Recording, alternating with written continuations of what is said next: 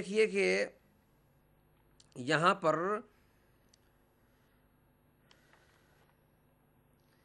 لکھتے ہیں کہ یہ میثم بہرانی صفحہ نمبر 9 پر یہ اپنے مقدمہ شرح نحج البلاغہ مقدمہ امام العلامہ کمال الدین میثم البہرانی المتوفی سنہ 679 میں جو فوت ہوئے، ان کی کتاب کو ڈاکٹر عبد القادر حسین، یہ علم بلاغت کے استاد ہیں جامعہ ازہر میں، انہوں نے اس کی تحقیق اور مقدمہ لکھا ہے. یعنی اتنا معتبر شخص تھے یہ میثم بہرانی کہ ان کی شرح پر مقدمہ اور تحقیق یعنی ریسرچ کی ہے اس کے اوپر، وہ استاد ڈاکٹر عبد القادر حسین نے کی. تو اب میں یہ چاہوں گا کہ یہ اپنے ناظرین کو ہائی لائٹ کر کے دکھاؤں کہ یہ یہاں انہوں نے جو لکھا ہے وہ کیا ہے. وہ یہ کہتے ہیں کہ بعض حضرات نے تو یہ شک کیا ہے کہ یہ شک پیدا کرنے کی کوشش کی ہے کہ یہ کتاب جو ہے یہ کسی اور کی ہے. اب یہاں پر ایک لفظ اور بھی میں بیان کر دوں کہ یہ لفظ واضح، میں نے یہ بھی سنا ہے کہ یہ دشمن اہل بیت کہہ رہے ہیں کہ یہ لفظ واضح وضع کیا اس کو یعنی بنایا گھڑا. اب کسی کی کلام عرب سے جہالت کا تو میں کچھ حل نہیں کہا کر سکتا ہوں کہ آپ دیکھیں کہ کتنی کتابیں ایسی ہیں کہ جنہیں لکھا ہوا ہے وضعہ فلاں وضعہ فلاں، یہ تو کلام عرب ہے، اس میں وضع کا معنی ہر جگہ ایک نہیں ہوتا ہے. وہ جو لکھتے ہیں تو وہ وضع کا معنی یہی نہیں ہوتا کہ وہ بنایا گھڑا جعل کیا. یہ وضاء الاحادیث کے چونکہ زیادہ عادی ہیں مانوس ہیں ان سے، اس لفظ کو بھی اسی معنی میں لے جاتے ہیں. وضع کا معنی بنانا، قرار دینا، یعنی اس کو سیٹ کرنا، ترتیب دینا، یہ اس معنی میں آتا ہے. اس طرح سے جمع کرنا، یہ اصل میں سید رضی رحمۃ اللہ علیہ نے اس کو جمع کیا ہے. خود سے انہوں نے کچھ نہیں گھڑا، انہوں نے اپنی طرف سے کچھ کلام پیش نہیں کیا، انہوں نے جمع کیا ہے مولا کے کلمات کو.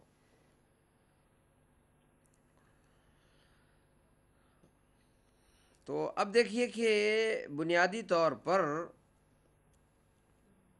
کتاب میزان الاعتدال میں ذہبی نے لکھا ہے جلد نمبر 3 صفحہ نمبر 124 پر کہ ان واضح الکتاب ہوا شریف المرتضیٰ، یہ انہوں نے شریف مرتضیٰ کو قرار دے دیا ہے. لیکن یہ مولا کی کلام کی نفی نہیں ہوئی ہے، اس میں اختلاف ہے کہ یہ رضی ہے یا مرتضیٰ ہے. لیکن دوسری جگہ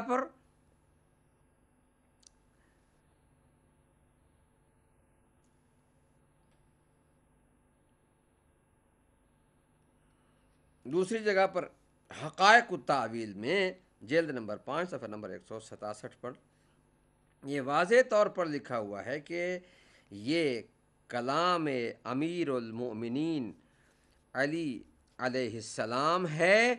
اور اسے جمع کیا گیا ہے سید رضی جو کہ 406 میں انتقال فرما گئے.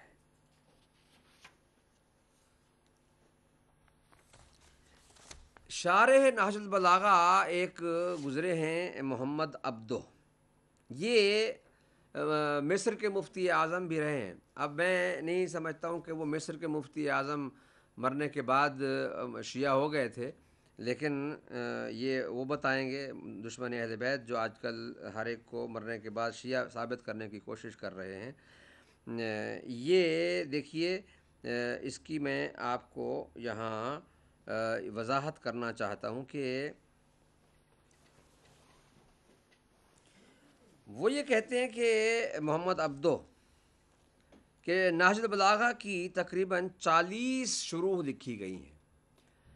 اب میں یہ پوچھتا ہوں ان حضرات سے کہ یہ بتائیے، دشمن اہل بیت سے، کہ یہ بتائیے کہ ان تمام شروح لکھنے والوں نے وہ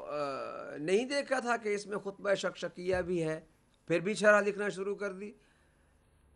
مفتی اعظم مصر وہ جب لکھتے ہیں شرح اس کی تو وہ لکھتے تھے نیچے کہ یہ کتاب جو ہے یہ میرے نزدیک یہاں تک یہ خطبہ جو ہے یہ میرے نزدیک صحیح نہیں ہے، لیکن انہوں نے نہیں لکھا، اور اس کو انہوں نے اپنی کتاب نہج البلاغہ، شرح نہج البلاغہ محمد عبدہ، یہ بڑی واضح سی کتاب ہے، یہ دیکھیے، یہ میں یہاں پر نام بھی یہ پڑھ رہا ہوں، نہج البلاغہ شرح الاستاذ الامام الشیخ محمد عبدہ۔ یہ وہ کتاب ہے کہ جو محمد عبدہ نے جس کی شرح کی۔ اب اس میں انہوں نے خطبہ شکشکیہ کو درج کر کے کسی بھی جگہ پر اشارہ بھی نہیں کیا کہ یہ خطبہ جو ہے وہ اس پر ہمیں اعتراض ہے۔ اب یہ ہے خطبہ شکشکیہ، ومن خطبہ لہ علیہ السلام وہی المعروفۃ بالشکشکیہ۔ اب اس خطبے میں مولا نے جو کچھ کیا، کہا ہے، بیان فرمایا ہے، اصل میں اس کی وجہ سے اسے مشکوک بنا رہے ہیں، جس میں وہی لفظ میں نے شاید اس سلسلے میں پہلے بھی بیان کیا تھا کہ اما واللہ لقد تقمصها ابن ابی قحافہ اور فلان، ایک مقام پر ہے فلان وانہ لیعلم ان محلی منها محل القطب من الرحا، کہ فلاں نے قمیص خلافت کو زبردستی زیب تن کر لیا، یعنی ابن ابو قحافہ نے اس کو زبردستی زیب تن کر کے یہ تاثر دینے کی کوشش کی ہے کہ یہ میری شے ہے۔ یہ تقمصھا عربی زبان کا یہ جملہ ہے، جس کو یہ جب استعمال کیا جائے تو اس میں اس باب کا خاصہ ہی یہی ہے کہ یہ زبردستی کرنے میں یا کسی چیز کو کھینچ کر لانے میں، اس کے بہت سے خواص ہیں، ان میں سے ایک یہ ہے۔ اب یہاں پر یہ بات تو میں واضح کر چکا ہوں کہ یہ خطبہ شکشکیہ جو ہے، یہ خطبہ شکشکیہ نہج البلاغہ کا وہ حصہ ہے کہ جس میں مولا نے حقائق کو بیان کیا، اور ان حقائق کی وجہ سے انہوں نے اسے مشکوک بنا دیا۔ اب آئیے وہ خیانت کے علمی خیانت کے جو انہوں نے ایک دو دن پہلے کی ہے، اس کا بھی میں جواب دیتا چلوں تاکہ یہ مسئلہ واضح ہو جائے کہ